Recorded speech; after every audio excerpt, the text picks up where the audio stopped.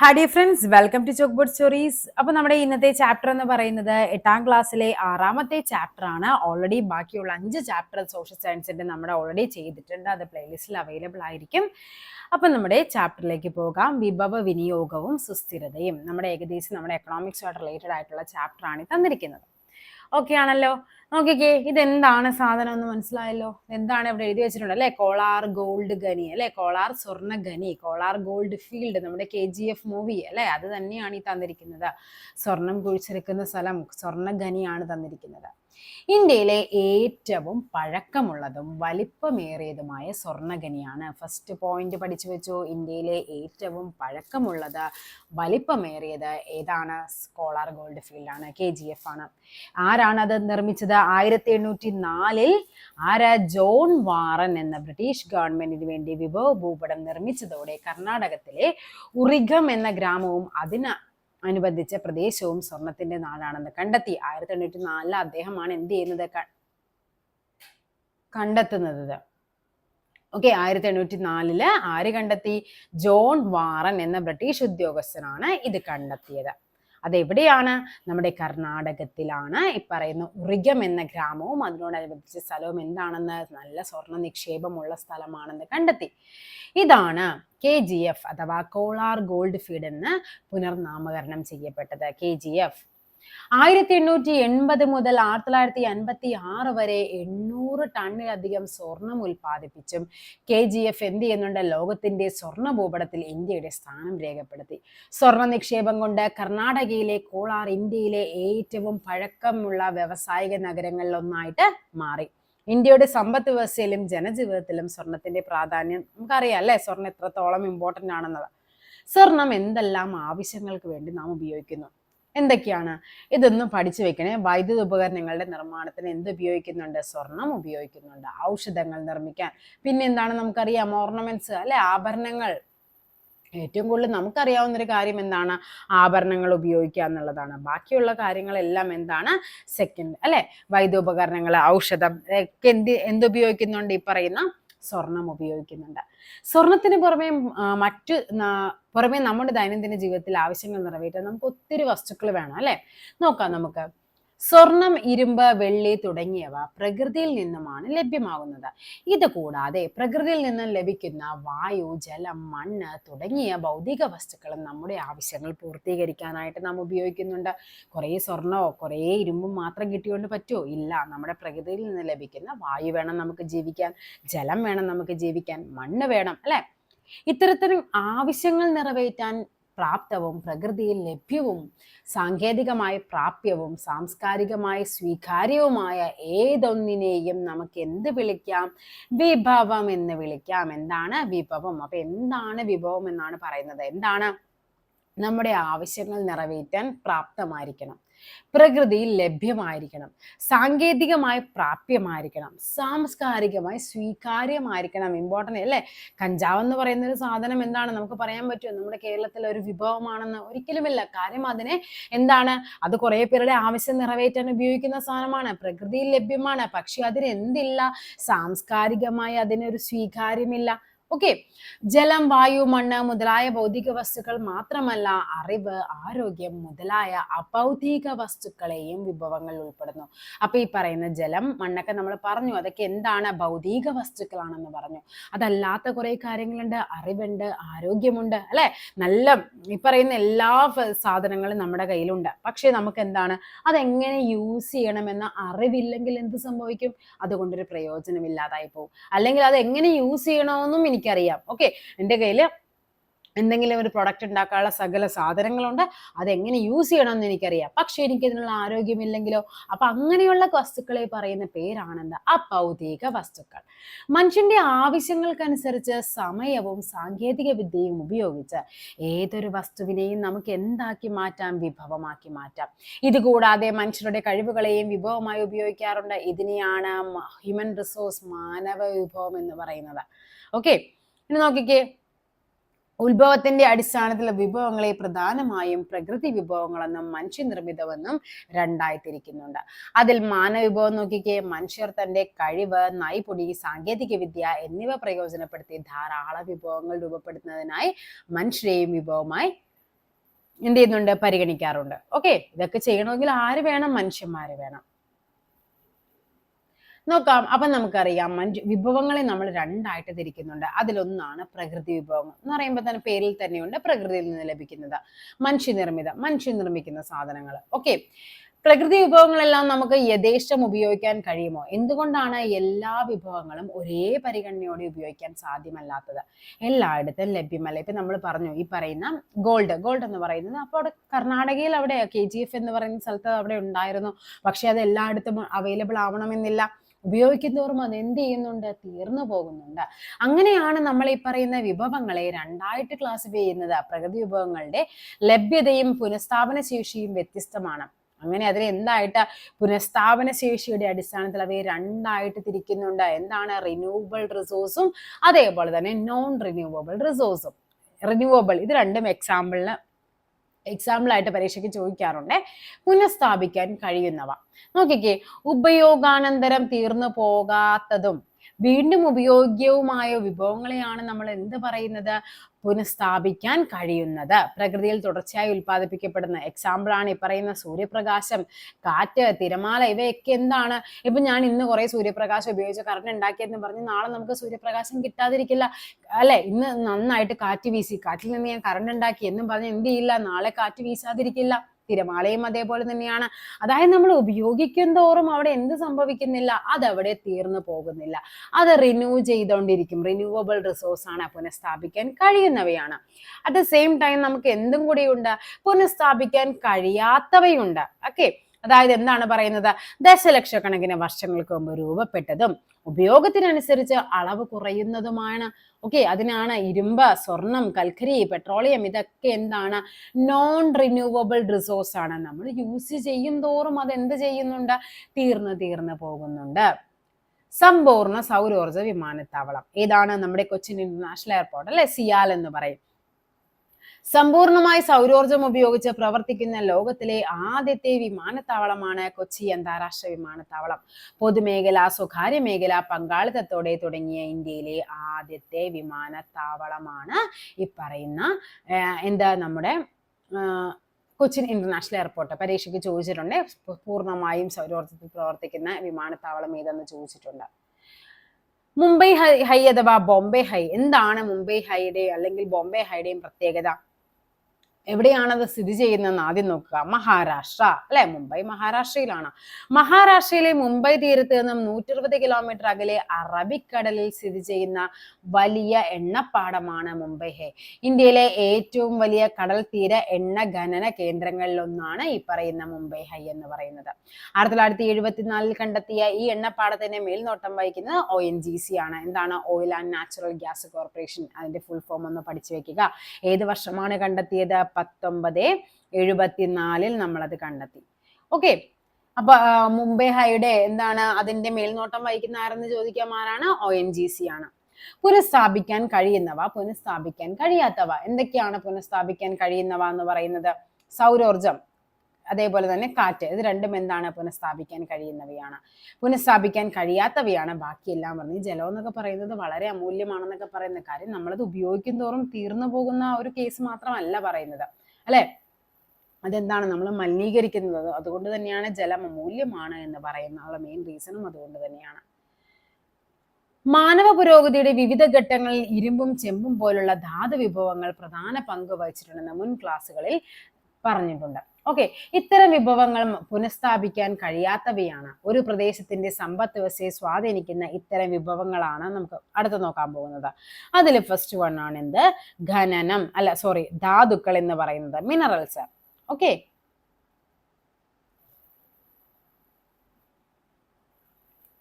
പ്രകൃതിയാൽ രൂപപ്പെട്ടതും രാസഭൗതിക സവിശേഷതകളോട് കൂടിയതുമായ ജൈവ അജൈവ പദാർത്ഥങ്ങളെയാണ് നമ്മൾ ധാതുക്കൾ എന്ന് പറയുന്നത്.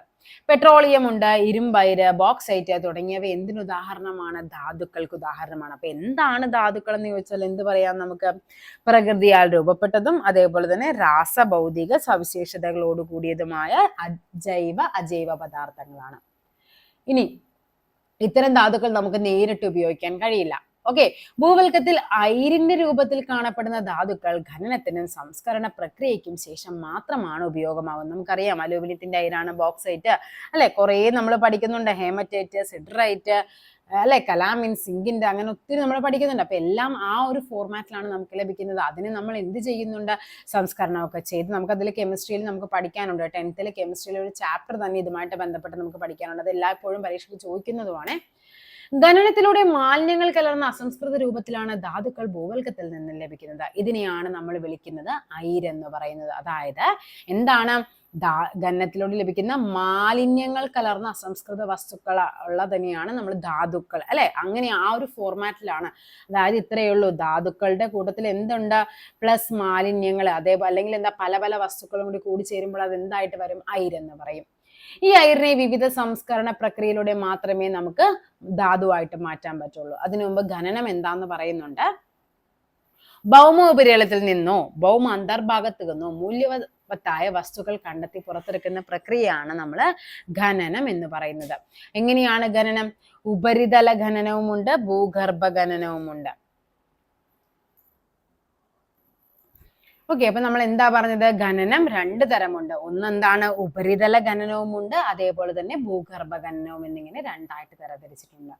ഓക്കെ, ഇനിയിപ്പോ നമുക്ക് നെക്സ്റ്റ് നോക്കാം. പെട്രോളിയം, ഇരുമ്പയിര്, ബോക്സൈറ്റ് തന്നിരിക്കുന്ന ധാതുക്കളിൽ നിന്ന് ലഭിക്കുന്ന ലോഹത്തിന്റെ അംശമുള്ള ധാതുക്കൾ. പെട്രോളിയം, അല്ലെ, ഇരുമ്പയിര്, ബോക്സൈറ്റ്.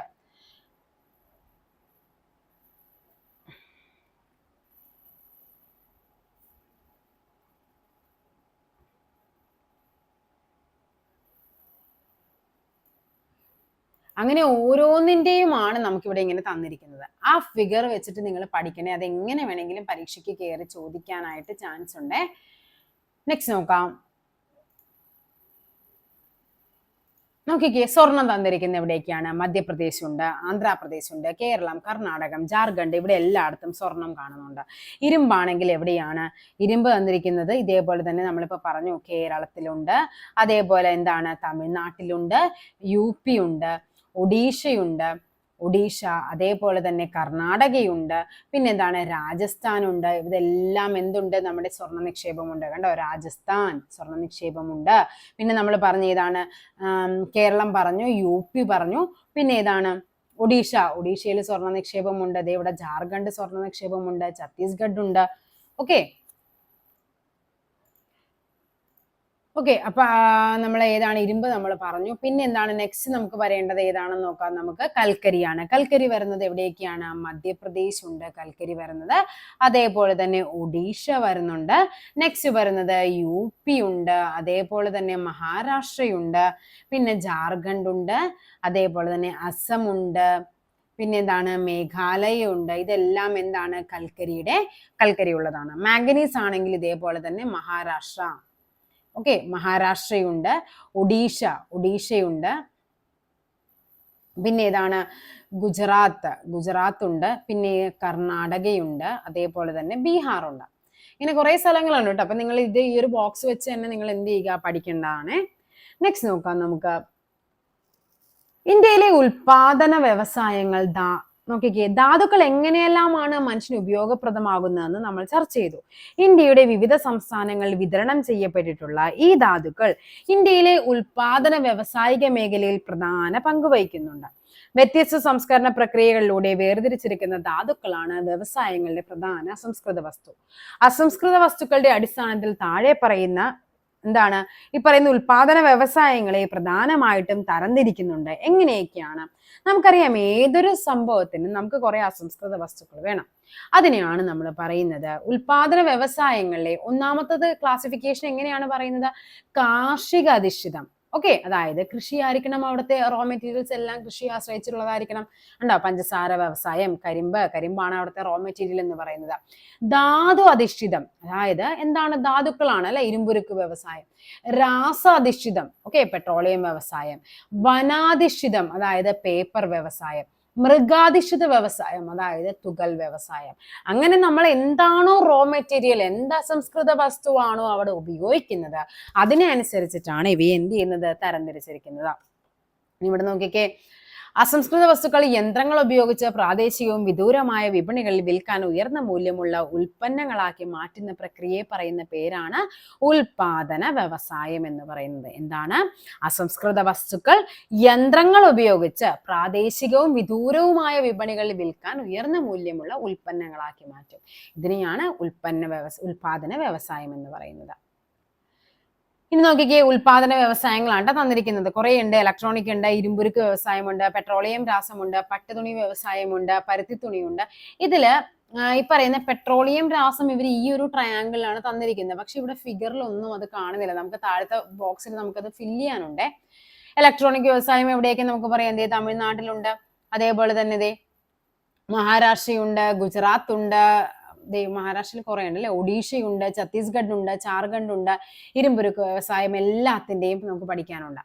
അപ്പൊ മെയിൻ ആയിട്ടുള്ള തന്നിരിക്കുന്ന സ്ഥലങ്ങൾ എവിടെയൊക്കെയാണെന്ന് ഒന്ന് നോക്കി വെച്ചാൽ മതി. പരുത്തിത്തുണി ആണെങ്കിൽ നമുക്ക് ഇതേപോലെ തന്നെ ഏതാണ് പരുത്തിത്തുണി എന്ന് പറയുമ്പോൾ ഏതാണോ നോക്കിക്കേ, പരുത്തിത്തുണി ഈ ഇതല്ലേ വേണ്ടത്, സ്ക്വയർ അല്ലേ വേണ്ടത്. ഇതേ ഫസ്റ്റ് തന്നെ നമുക്ക് പറയാം തമിഴ്നാടുണ്ട്, അതേപോലെ തന്നെ കർണാടകയുണ്ട്, പിന്നെ എന്തുണ്ട്, ആന്ധ്രയുണ്ട്. നമുക്ക് അത്രയും എഴുതി വെക്കാം. പെട്രോളിയം രാസ വ്യവസായം അത് ശരിക്കും നമുക്കിവിടെ തന്നിട്ടില്ല കേട്ടോ. ഗുജറാത്തിലൊക്കെ ഉണ്ട്, ഗുജറാത്ത്, പക്ഷെ ഇവിടെ മനസ്സിലാവുന്നില്ല. ആന്ധ്രാപ്രദേശ്, ഗുജറാത്തിലൊക്കെ പെട്രോളിയം രാസ വ്യവസായം വരുന്നുണ്ട്. ഇനി നോക്കിക്കേ, പട്ടുതുണി വ്യവസായം. പട്ടുതുണി എവിടെയൊക്കെയാണ്? പട്ടുതുണി എന്ന് പറയുമ്പോൾ സർക്കിളിൽ വന്നിരിക്കുന്നത് എവിടെയാണ്? തമിഴ്നാടുണ്ട്, പിന്നെ എന്തൊക്കെയാണ്? തെലുങ്കാന വരുന്നുണ്ട്, പിന്നെ അതേ കണ്ട തെലുങ്കാന, അതേപോലെ തന്നെ ആന്ധ്ര വരുന്നുണ്ട്, ജമ്മു ആൻഡ് കാശ്മീർ ഉണ്ട്, ആന്ധ്രയുണ്ട്, ജമ്മു ആൻഡ് കാശ്മീർ, അങ്ങനെ എല്ലാം വരുന്നുണ്ട് ഈ പറയുന്ന ഉൽപാദന വ്യവസായങ്ങളിൽ. നെക്സ്റ്റ് നോക്കാം നമുക്ക് എന്താണ് അടുത്തത് പറഞ്ഞിരിക്കുന്നതെന്ന്. നമ്മൾ പരിചയപ്പെട്ട ധാതു അധിഷ്ഠിത വ്യവസായങ്ങളിൽ പ്രധാനപ്പെട്ട ഇരുമ്പുരുക്ക് വ്യവസായം വ്യവസായിക വികസനത്തിന്റെ അടിത്തറയാണ്. നമുക്കറിയാം ഇരുമ്പുരുക്ക് എന്ന് പറയുന്നത് അല്ലെ, എല്ലാ വസ്തുക്കൾക്കും നമ്മുടെ ഡെയിലി ലൈഫിൽ നമ്മൾ ഇരുമ്പുമായിട്ട് ബന്ധപ്പെട്ട് നമ്മൾ എന്തോരം സാധനങ്ങളാണ് നമ്മൾ യൂസ് ചെയ്യുന്നത്. ഇതര വ്യവസായങ്ങൾക്ക് ആവശ്യമായ അസംസ്കൃത വസ്തുക്കളും ഉൽപ്പന്നങ്ങളും പ്രദാനം ചെയ്യുന്ന വ്യവസായമായതിനാൽ ഇരുമ്പുരുക്ക് വ്യവസായത്തെ പറയുന്ന പേരാണ് എന്ത്? അടിസ്ഥാന വ്യവസായം. അല്ലെ, നമ്മൾ ഇടുന്ന ഡ്രസ്സ്, ഈ ഡ്രസ്സ് ഇടണമെങ്കിൽ നമ്മൾ ആ ഡ്രസ്സ് ഉൽപ്പാദിപ്പിക്കണമെങ്കിൽ എന്ത് വേണം? ഇങ്ങനെ കുറെ മെറ്റീരിയൽസും മെഷീനറീസും ഉണ്ട്. ഈ മെഷീനറീസ് ഉണ്ടാക്കണമെങ്കിൽ എന്ത് വേണം? ഇരുമ്പ് വേണം. ഓക്കെ, അങ്ങനെ ഇപ്പൊ നമ്മൾ രാവിലെ നമ്മൾ എണീറ്റ് കഴിഞ്ഞാൽ നമ്മൾ കുടിക്കുന്ന എന്താണ്? ചായ കുടിക്കുന്നു, നമ്മൾ അതിൽ പഞ്ചസാര ഇടുന്നു. ഈ പഞ്ചസാര നിർമ്മിക്കുന്നതിനും എന്ത് വേണം? ഈ പറയുന്ന മെഷീൻ അല്ലെ, കരിമ്പിനെ നമുക്ക് പഞ്ചസാര ആക്കി മാറ്റാൻ മെഷീൻസ് വേണം. അവിടെയും എന്തുണ്ട്? ഇരുമ്പുണ്ട്. അപ്പൊ നമ്മൾ എല്ലാത്തിലും ഈ ഇരുമ്പെന്ന് പറയുന്നത് എന്താണ്? ഡയറക്റ്റ് അല്ലെങ്കിൽ ഇൻഡയറക്റ്റ് ആയിട്ട് അതിനെ സ്വാധീനിക്കുന്നുണ്ട്. അതുകൊണ്ട് തന്നെയാണ് അതിനെ എന്ത് പറയുന്നത്? അടിസ്ഥാന വ്യവസായം എന്ന് പറയുന്നത്. ഇനി ഇരുമ്പുരുക്ക് വ്യവസായം എന്താണ്? ഘനവ്യവസായം എന്ന പേരിലും അറിയപ്പെടുന്നത്. അപ്പൊ ഘനവ്യവസായം എന്ന പേരിൽ അറിയപ്പെടുന്ന ഏതാണ്? ഇരുമ്പുരുക്കാണ്.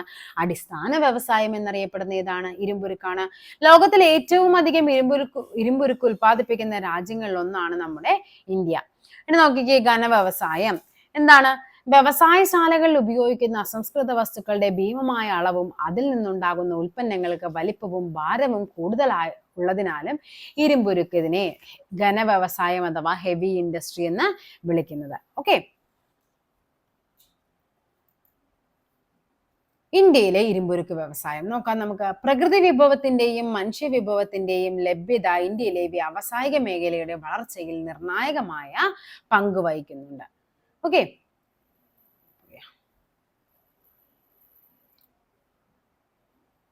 ഓരോ രാജ്യത്തിന്റെയും വ്യാവസായിക വളർച്ചയുടെ വ്യാപ്തി നിർണ്ണയിക്കുന്നത് ഇരുമ്പുരുക്ക് ഉപഭോഗത്തിന്റെ അടിസ്ഥാനത്തിലാണ്. ഇരുമ്പുരുക്ക് വ്യവസായം ഇതര വ്യവസായ മേഖലയിലെയും സേവന മേഖലയും പിന്തുണയ്ക്കുകയും രാജ്യത്തിന്റെ വരുമാനം വർദ്ധിപ്പിക്കുകയും ചെയ്യുന്നു.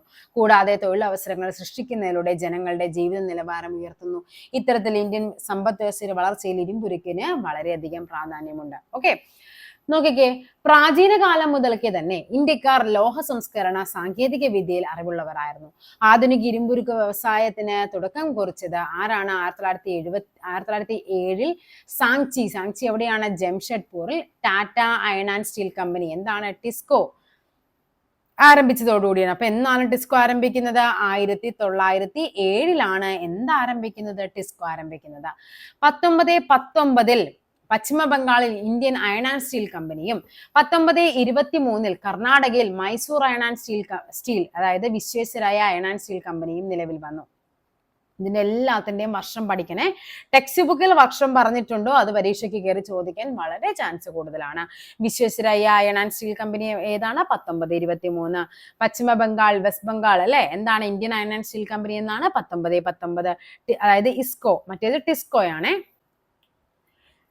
ഓക്കെ, അപ്പൊ നോക്കിക്കേ, സ്വതന്ത്രാനന്തരം ഇന്ത്യയിൽ ഇരുമ്പുരുക്ക് വ്യവസായം അതിവേഗം വളർച്ച പ്രാപിച്ചു.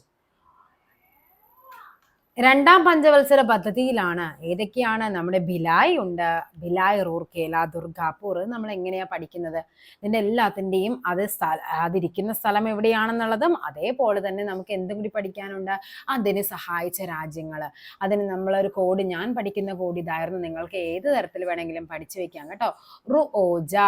നെക്സ്റ്റ് എന്താണ്? ഇത് ഞാൻ മറന്നിട്ടില്ല, പക്ഷെ നിങ്ങൾക്ക് ഇത് ഓർമ്മ നിൽക്കണമെന്നില്ല. അപ്പൊ നിങ്ങൾ നിങ്ങളുടേതായ രീതിയിൽ അത് പഠിച്ചു വെക്കണം. ദുബബ്രി, അതേപോലെ ബിച്ചറ, ബോചറ എന്നൊക്കെ പറഞ്ഞാൽ ഞാൻ പഠിച്ചത്. റുഓജ എന്താണെന്ന് അറിയാവോ? റൂർക്കേല, ഒഡീഷ, ജർമ്മനി. റൂർക്കേലയാണ് ഇരുമ്പുരുക്ക് വ്യവസായശാല. അത് സ്ഥിതി ചെയ്യുന്നത് ഒഡീഷയിലാണ്. അതിന് സഹായം നൽകിയത് ജർമ്മനിയാണ്. ഓക്കെ, ഉണ്ടാ?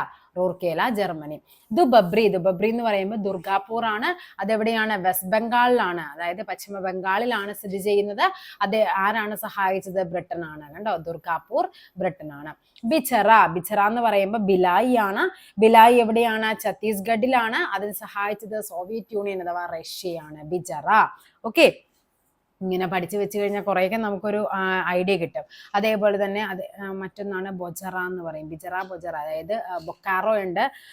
ബൊക്കാറോ നമ്മുടെ ജാർഖണ്ഡിലാണ്. അതേപോലെ റഷ്യ തന്നെയാണ് അതിനും സഹായം ചെയ്തിരിക്കുന്നത്. അപ്പൊ നിങ്ങൾ ഇവിടെ ടെക്സ്റ്റ് ബുക്കിൽ പറഞ്ഞിരിക്കുന്ന ഇത് മൂന്നാണ്: ഭിലായ്, റൂർക്കേല, ദുർഗാപൂർ. റുഓജ, ദുബബ്രി, ബിജറ. ഓർത്ത് വെച്ചാൽ ഉപകാരപ്പെടും.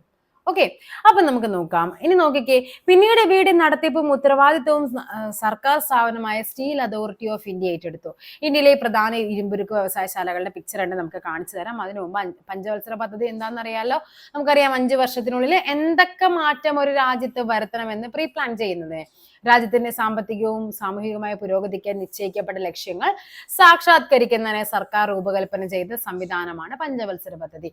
അതായത് അടുത്ത 5 വർഷത്തേക്ക് നമുക്ക് ഏതെല്ലാം മേഖലകളിൽ മാറ്റങ്ങൾ വരുത്തണം, എന്തൊക്കെ പ്ലാൻസ് അവിടെ ചെയ്യണം എന്നുള്ളതാണ് നമ്മൾ പഞ്ചവത്സര പദ്ധതി എന്നതുകൊണ്ട് ഉദ്ദേശിക്കുന്നത്. അപ്പൊ നോക്കിക്കേ, പ്രധാന ഇരുമ്പുരുക്ക് ശാലകൾ നിങ്ങൾ ഇത് പഠിച്ചു വെക്കണേ. മറ്റേതൊക്കെ പഠിക്കുന്ന പോലെയല്ല, ഇത് നിങ്ങൾ പഠിച്ചു വെക്കണം. കാര്യം ഇത് കുറച്ചേ ഉള്ളൂ തന്നിരിക്കുന്നത്. അപ്പൊ നിങ്ങൾ എന്ത് ചെയ്യുക? അത് പഠിക്കുക. സേലം നമുക്കറിയാം തമിഴ്നാടാണ്. ബെല്ലാരി അല്ലെ, ബെല്ലാരി എവിടെയാണ്? കർണാടക. പിന്നെ ഇതേതാണ്? ഇത് നമുക്കറിയാം മഹാരാഷ്ട്ര അല്ലെ. ഇതെന്താണ്? മധ്യപ്രദേശാണ്. ഇത് മഹാരാഷ്ട്രയാണ്. മഹാരാഷ്ട്രയിൽ ഏതാണ്? ചന്ദ്രപൂർ എവിടെയാണ്? മഹാരാഷ്ട്രയാണ്. പിന്നെ എന്താണ്? റായ്ഘട്ട് ഉണ്ട്, ഭിലായ് ഉണ്ട്. ഇത് ഏതാണ്? ഛത്തീസ്ഗഡ് ആണ്. ഇവിടെ ജാർഖണ്ഡ് ഉണ്ട് അല്ലെ, ബൊക്കാറയുണ്ട്. ജംഷഡ്പൂർ എവിടെയാണ്? ജാർഖണ്ഡ് ആണ്. ദുർഗാപൂറും അതേപോലെ ബേൺപൂറും എവിടെയാണ്? പശ്ചിമ ബംഗാളിലാണ്. ഓക്കെ, വിശാഖപട്ടണം ആന്ധ്രാപ്രദേശ്. ഒഡീഷയിൽ എന്താണുള്ളത്?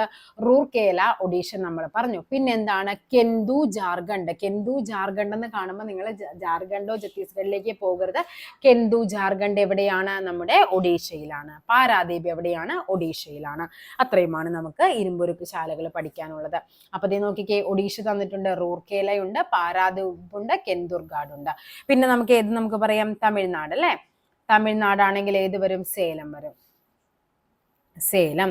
ഇനി ഛത്തീസ്ഗഡ് ആണെങ്കിൽ നമുക്ക് പറയാം ഭിലായ് ഉണ്ട്. അതേപോലെ തന്നെ മറ്റൊന്നാണ് റായ്ഘട്ട്. ഭിലായ്, റായ്ഘട്ട്. ഇനി നെക്സ്റ്റ് വെസ്റ്റ് ബംഗാൾ ആണെങ്കിലോ, പശ്ചിമ ബംഗാളിൽ നമുക്ക് പറയാം ദുർഗാപൂർ ഉണ്ട്. അതേപോലെ തന്നെ ബേൺപൂറും ഉണ്ട്. ബേൺപൂർ. ഓക്കെ, പിന്നെ നമുക്ക് പറയാം ആന്ധ്രയിൽ എന്താണുള്ളത്? ആന്ധ്രാപ്രദേശിലാണ് വിശാഖപട്ടണം ഉള്ളത്. വിശാഖപട്ടണം. ഇങ്ങനെ കുറച്ച് തന്നിരിക്കുന്ന എന്ത് ചെയ്യുക? ഈ ഇരുമ്പുരുക്ക് വ്യവസായശാലകളുടെ സ്ഥലങ്ങൾ നിങ്ങൾ പഠിച്ചു വെക്കുക. ഇതിൽ കെന്ദു, ജാർഖണ്ഡ് എവിടെ ഓർത്തിരിക്കണം? അതെവിടെയാണ്? ഒഡീഷയാണെന്ന് ഓർത്തിരിക്കണേ. റായ്ഘട്ട് ഓർത്തിരിക്കണം, ഛത്തീസ്ഗഡ് ആണെന്നുള്ളത്. നോക്കിക്കേ, ഇതാണ് ഒഡീഷ സംസ്ഥാനത്തില് എന്തൊക്കെയുണ്ട്? റൂർഖേലയുണ്ട്, അതേപോലെ കെന്ദു, ജാർഖണ്ഡ് ഉണ്ട്, പാരാദീപ് ഉണ്ട്. നോക്കിക്കേ, പ്രധാന ഇരുമ്പുരുക്ക് വ്യവസായം അപ്പൊ എവിടെയാണ്? ഒഡീഷയാണ്. ഇന്ത്യയിൽ മറ്റുള്ള സംസ്ഥാനങ്ങളെക്കാൾ കൂടുതലായി ഒഡീഷയിൽ എന്തുണ്ട്? ഇരുമ്പുരുക്ക് വ്യവസായമുണ്ട്. അത് കൂടാനുള്ള കാരണം എന്തെന്നാണ് പറയുന്നത്. ഒഡീഷയുടെ ഭൂമിശാസ്ത്രപരമായ സ്ഥാനം പോയിന്റ് വൈസ് തന്നിട്ടുണ്ട്, പഠിച്ചു വെക്കണം. ധാതു ലഭ്യത, ജലലഭ്യത എന്നിവ ഇരുമ്പുരുക്ക് വ്യവസായത്തിന്റെ വികസനത്തിന് കാരണമായി. ഉയർന്ന നിലവാരമുള്ള ഇരുമ്പയിര് ശേഖരം കിയോജർ, സുന്ദർഗഡ്, മയൂർഭഞ്ച് ജില്ലകളിലും കൽക്കരി താൾച്ചർ മേഖലകളിലും കാണപ്പെടുന്നു. ഓക്കെ, കൽക്കരി എവിടെയാണ്? താൾച്ചർ മേഖലകളില്. ഇരുമ്പയിര് എവിടെയൊക്കെയാണ്? കിയോജർ ഉണ്ട്, സുന്ദർഗഡ് ഉണ്ട്, മയൂർഭഞ്ച് ഉണ്ട്. റൂർക്കലയിലെയും കലിംഗ നഗറിലെയും വ്യവസായശാലകളെ ഇന്ത്യയുടെ പ്രധാന വിപണിയുമായി ബന്ധിപ്പിക്കുന്ന മികച്ച റെയിൽവേ ശൃംഖലയും റോഡ് ഹൈവേകളും വ്യാവസായിക വികസനത്തിന് കാരണമായി. കൂടാതെ ദൈർഘ്യമേറിയ തീരപ്രദേശവും തുറമുഖങ്ങളും ആഭ്യന്തര അന്തർദേശീയ വ്യാപാരത്തിന് അനുകൂല സാഹചര്യം തീർത്തതോടെ ഒഡീഷ ഇരുമ്പുരുക്ക് വ്യവസായത്തിന്റെ കേന്ദ്രമായിട്ട് മാറി. ഇനി നമ്മൾ പറയുന്നത് ഉൽപാദന വ്യവസായങ്ങളെ നമ്മുടെ വിതരണത്തെ സ്വാധീനിക്കുന്ന ഘടകങ്ങളാണ് പറയുന്നത്. ഓക്കെ, എന്തൊക്കെയാണ്?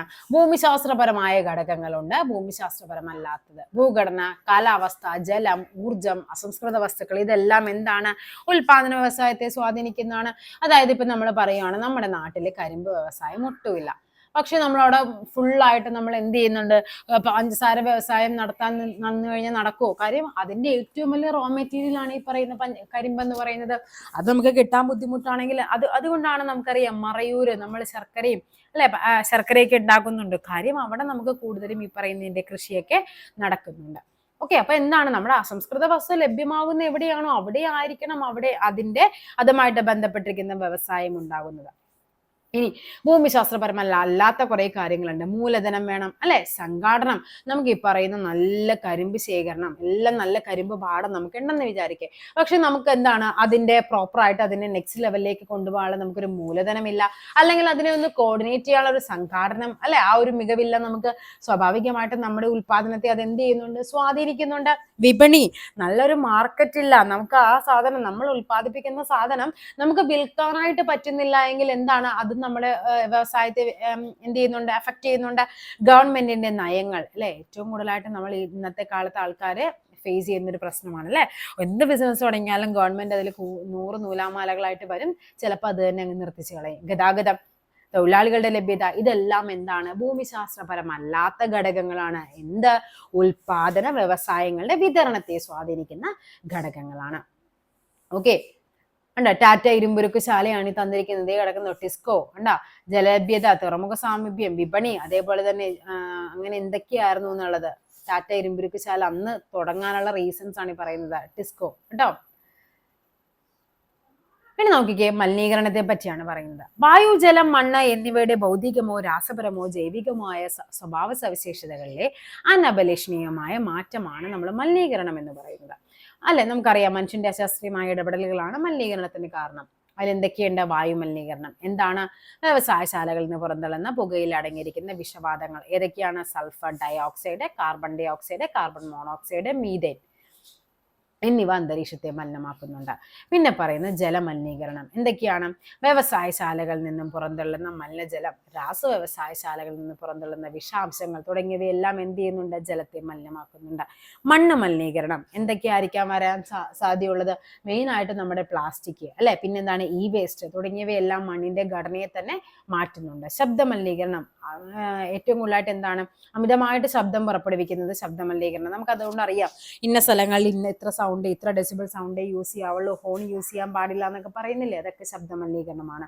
മനുഷ്യന്റെ ആരോഗ്യത്തെ ഭയങ്കരമായിട്ട് അതുകൊണ്ടാണ് ഹോസ്പിറ്റൽ പരിസരത്ത് ഈ ഹോൺ പലപ്പോഴും എന്ത് ചെയ്യില്ല, ഹോൺ അടിക്കാൻ പാടില്ല എന്നുള്ളൊരു പോസ്റ്റർ കാണും അവിടെ. നെക്സ്റ്റ് പറയുന്ന വിഭവ ശോഷണത്തെ പറ്റിയാണ്. ഉൽപാദനം വർദ്ധിപ്പിക്കുന്നതിന് വേണ്ടി വ്യവസായശാലകളിലെ വിഭവങ്ങളുടെ അശാസ്ത്രീയമായ ഉപയോഗം വിഭവ ശോഷണത്തിനും പാരിസ്ഥിതിക പ്രശ്നങ്ങൾക്കും കാരണമാകുന്നുണ്ട്. വനനശീകരണം, മണ്ണിന്റെ ഫലപുഷ്ടത നഷ്ടപ്പെടൽ, ജലസ്രോതസ്സുകളുടെയും ധാതു സ്രോതസ്സുകളുടെയും ശോഷണം തുടങ്ങിയവ ഇതിന് ഉദാഹരണമാണ്. ഓക്കെ, നമ്മൾ എന്ത് ചെയ്യുന്നുണ്ട്? വിഭവങ്ങൾ ഉപയോഗിച്ച് ശോഷിച്ചു പോകും, അത്രയേ ഉള്ളൂ. നമ്മൾ എന്തെങ്കിലും പേപ്പർ ഉണ്ടാക്കാൻ വേണ്ടി എന്ത് ചെയ്തു? ആ പറയുന്ന വനങ്ങൾ നന്നായിട്ട് വെട്ടിക്കളഞ്ഞു. ഓക്കെ, അല്ലെങ്കിൽ എന്താണ്? ഏതെങ്കിലും ഒരു വ്യവസായശാലകളിൽ നിന്ന് നമ്മൾ ഈ പറയുന്ന വേസ്റ്റ് ഫുൾ അതിലേക്ക് ഇട്ടു, സ്വാഭാവികമായിട്ടും അവിടെ എന്ത് സംഭവിക്കും? അതിൻ്റെ ഉള്ളിലുള്ള നമ്മുടെ മീനുകളൊക്കെ എന്ത് ചെയ്യും? ചത്തുപോകും. അതൊക്കെ എന്താണ്? വിഭവങ്ങളുടെ ശോഷണമാണ്. നമ്മൾ കൂടുതലായിട്ട് രാസകീടനാശിനികൾ ഉപയോഗിച്ചു, മണ്ണിന്റെ ഘടന തന്നെ മാറുന്നുണ്ട്. നെക്സ്റ്റ് പറയുന്നത് പ്രാദേശിക അസമത്വമാണ്. എന്താന്ന് നോക്കാം. പ്രകൃതി വിഭവങ്ങളുടെ അസന്തുലിതമായ വിതരണം, അടിസ്ഥാന സൗകര്യങ്ങളിലെ അപര്യാപ്തത എന്നിവ വ്യാവസായിക വികസനം ചില പ്രദേശങ്ങളിൽ മാത്രം കേന്ദ്രീകരിക്കുന്നതിന് കാരണമാകുന്നു.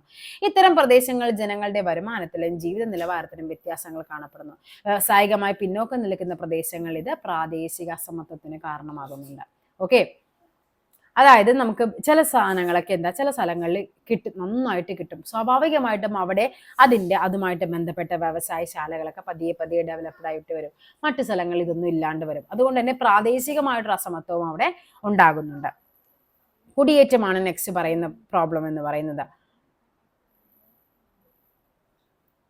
ജനങ്ങൾ ഒരു പ്രദേശത്ത് നിന്ന് മറ്റൊരു പ്രദേശത്തേക്ക് സ്ഥിരമായോ താൽക്കാലികമായോ മൈഗ്രേഷൻ, അല്ലെ, അതിനെയാണ് നമ്മൾ കുടിയേറ്റം എന്ന് പറയുന്നത്. വികസനം കുറഞ്ഞ പ്രദേശങ്ങളിൽ നിന്ന് വികസിതമായ വ്യാവസായിക പ്രദേശങ്ങളിലേക്ക് ജനങ്ങൾ തൊഴിലിനും മെച്ചപ്പെട്ട ജീവിതത്തിനുമായിട്ട് കുടിയേറ്റം ചെയ്യുന്നുണ്ട്, അല്ലെ. അതുകൊണ്ട് സ്വാഭാവികമായിട്ട് എന്ത് സംഭവിക്കും? ഒരു സ്ഥലത്ത് ഭയങ്കരമായിട്ട് ജനസാന്ദ്രത അങ്ങ് കൂടും. ഇപ്പൊ നമുക്കറിയാം എറണാകുളം എന്ന് പറയുന്നത് അത്യാവശ്യം നല്ല ഡെവലപ്ഡ് ആയിട്ടുള്ള, അല്ലെ, ഒത്തിരി മെയിനായിട്ട് ഒത്തിരി IT പാർക്കുകളുണ്ട്, അല്ലെ, ഒത്തിരി IT ഫേംസ് ഒത്തിരി ഉണ്ട് വർക്ക് ചെയ്യാനായിട്ട്. അതേപോലെ വ്യവസായങ്ങളുണ്ട്. സ്വാഭാവികമായിട്ടും പല സ്ഥലങ്ങളിൽ നിന്നുള്ള ആൾക്കാർ എന്ത് ചെയ്യുന്നുണ്ട്? നമ്മുടെ ഈ പറയുന്ന എറണാകുളത്തേക്ക് എന്ത് ചെയ്യുന്നുണ്ട്? കുടിയേറി പാർക്കുന്നുണ്ട്. അല്ലെങ്കിൽ ചിലവരെന്താണ് ആദ്യമേ വരും, പിന്നെ അങ്ങ് പതിയെ പതിയെ അവിടെ സെറ്റിൽ ആവുന്നവരുണ്ട്. ചിലവർ ജോലിക്ക് വേണ്ടി മാത്രം വരുന്നവരുണ്ട്. അപ്പൊ എന്താണ് നമ്മൾ ആ ഒരു സ്ഥലത്തിന്റെ, അപ്പൊ സ്വാഭാവികമായിട്ടും എറണാകുളം എന്നൊരു സ്ഥലത്ത് ജനസാന്ദ്രത ഭയങ്കരമായിട്ട് കൂടും. അവരുടെ സ്ഥലങ്ങളിൽ എന്താണ്? ജനസാന്ദ്രത ഭയങ്കരമായിട്ട് അങ്ങ് കുറയും. അപ്പൊ അതിനെയാണ് നമ്മൾ കുടിയേറ്റം എന്നതുകൊണ്ട് ഉദ്ദേശിക്കുന്നത്. അതാണ് നെക്സ്റ്റ് പറയുന്നത് നഗരവൽക്കരണം. ഗ്രാമങ്ങളിൽ നിന്നും നഗരങ്ങളിലേക്കുള്ള കുടിയേറ്റത്തിന്റെയും നഗരങ്ങളിലെ സ്വാഭാവിക ജനസംഖ്യാ വളർച്ചയുടെയും ഫലമായി നഗര വലിപ്പത്തിലും ജനസംഖ്യയിലും ഉണ്ടാകുന്ന വർധനവിനെയാണ് നഗരവൽക്കരണം എന്ന് പറയുന്നത്. അതായത് നമ്മളൊരു ഗ്രാമപ്രദേശത്ത് പോയിട്ട് നമുക്കറിയാം, ചിലപ്പോൾ ഒരു 10-50 സെന്റ് സ്ഥലത്തിലൊക്കെ ആയിരിക്കും ചിലപ്പോൾ ഒരു വീടും, അല്ലെ, നല്ല രസമായിരിക്കും. പക്ഷെ നമ്മുടെ നഗരങ്ങളിലേക്ക് വരുമ്പോൾ അങ്ങനെ ഒരു ഓപ്ഷനേ ഉണ്ടാവില്ല.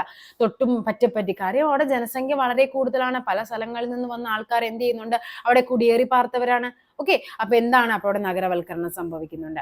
ഇത് ജനങ്ങളുടെ വിസ്തൃതിയും ജനസംഖ്യയും വൻതോതിൽ നഗരങ്ങളുടെ വിസ്തൃതിയും ജനസംഖ്യയും വൻതോതിൽ വർദ്ധിക്കുന്നതിനും സാമൂഹിക, സാമ്പത്തിക, പാരിസ്ഥിതിക മാറ്റങ്ങൾക്കും കാരണമാകുന്നുണ്ട്.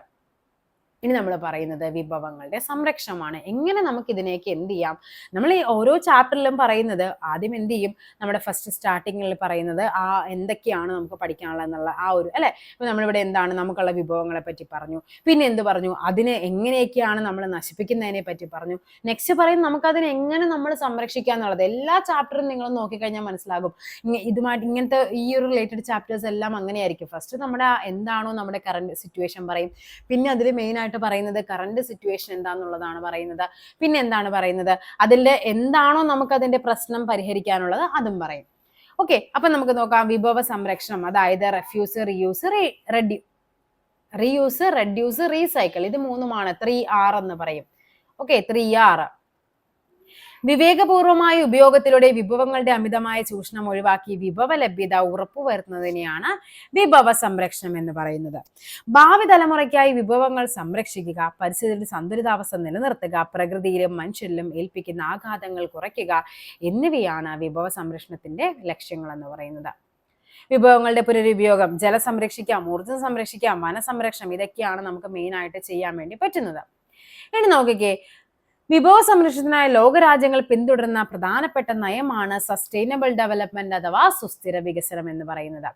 ഭാവി തലമുറകൾക്ക് തങ്ങളുടെ ആവശ്യങ്ങൾ നിറവേറ്റാനുള്ള ശേഷിക്ക് കോട്ടം തട്ടാത്ത വിധത്തിൽ നിലവിലെ ആവശ്യങ്ങൾ നിർവഹിക്കുന്ന രീതിയിലുള്ള വികസനമാണ് സുസ്ഥിര വികസനം. പരിസ്ഥിതിയുടെ ക്ഷേമവും ജനങ്ങളുടെ ജീവിത നിലവാരവും തമ്മിലുള്ള സന്തുലിതാവസ്ഥയുടെ സാമ്പത്തിക വളർച്ച കൈവരിക്കാം. വിഭവങ്ങൾ പുനഃചംക്രമണം ചെയ്യുക, റീയൂസ് ചെയ്യുക, ഉപയോഗം കുറയ്ക്കുക, റെഡ്യൂസ് ചെയ്യുക, പുനരുപയോഗിക്കുക, റീസൈക്കിൾ എന്നിവയാണ് സുസ്ഥിര വികസനത്തിലേക്ക് എത്താനുള്ള മാർഗങ്ങൾ. 2030 സുസ്ഥിര വികസനം നേടിയെടുക്കുക എന്ന ലക്ഷ്യത്തോടു കൂടിയാണ് ഐക്യരാഷ്ട്രസഭ 2015 മുന്നോട്ട് വെച്ച 17 ലക്ഷ്യങ്ങളുടെ സഞ്ചയമാണ് സുസ്ഥിര വികസന ലക്ഷ്യങ്ങൾ അഥവാ സസ്റ്റൈനബിൾ ഡെവലപ്മെന്റ് ഗോൾസ് എന്ന് പറയുന്നത്. നോക്കിക്കേ, ഇതാണ് ഈ തന്നിരിക്കുന്നത്. 17 ലക്ഷ്യങ്ങളാണ് പറയുന്നത്. അത് നിങ്ങളൊന്ന് വ്യക്തമായിട്ട് പഠിക്കണേ. അത് ചിലപ്പോൾ ചോദിക്കാനായിട്ട് ചാൻസ് കൂടുതലുണ്ട്. എന്തൊക്കെയാണെന്ന് നോക്കിക്കേ. ഫസ്റ്റ് വൺ പറയുന്നത് നോ പോവർട്ടി, അല്ലെ, ദാരിദ്ര്യം ഇല്ലാതാക്കുക. നെക്സ്റ്റ് പറയുന്നത് എന്താണ്? No hunger. അടുത്ത എന്താണ്? Good health and wellbeing. നാലാമത്തത് quality education, gender equality, clean water and sanitisation, affordable and clean energy, decent work and economic growth, industry innovation and infrastructure, reduced inequalities, sustainable cities and communities, responsible consumption and production, climate action, അതേപോലെ തന്നെ life below water, life on land, peace and justice, strong institutions, പിന്നെ എന്താണ് പറയുന്നത്? Partnership for the goals. ഇങ്ങനെ 17 കാര്യങ്ങളാണ് ഐക്യരാഷ്ട്രസഭ 2015 എന്ത് ചെയ്തത്? മുന്നോട്ട് വെച്ച ലക്ഷ്യങ്ങൾ എന്ന് പറയുന്നത്. 17 ലക്ഷ്യങ്ങൾ. എന്തിനു വേണ്ടിയിട്ട്? സസ്റ്റൈനബിൾ ഡെവലപ്മെന്റ്, സുസ്ഥിര വികസനത്തിന് വേണ്ടി. ഓക്കെ, അപ്പൊ ഇത്രയുമാണ് നമ്മുടെ ചാപ്റ്റർ എന്ന് പറയുന്നത്. ഇനിയുള്ള നെക്സ്റ്റ് ചാപ്റ്റർ മാധ്യമങ്ങളുടെ, നമ്മുടെ ഈ പറയുന്ന ഡെയിലി ലൈഫിൽ നമ്മുടെ മാധ്യമങ്ങളുടെ എഫക്റ്റിനെ പറ്റിയാണ് അടുത്ത ചാപ്റ്റർ വരേണ്ടത്. ഓക്കെ, അതോടുകൂടി നമ്മുടെ ഫസ്റ്റ് പാർട്ട് ടെക്സ്റ്റ് ബുക്ക് എന്ത് ചെയ്യുന്നുണ്ട്? കംപ്ലീറ്റ് ആകുന്നുണ്ട്. അപ്പൊ അടുത്ത ക്ലാസ്സിൽ നമുക്ക് വീണ്ടും കാണാം. താങ്ക്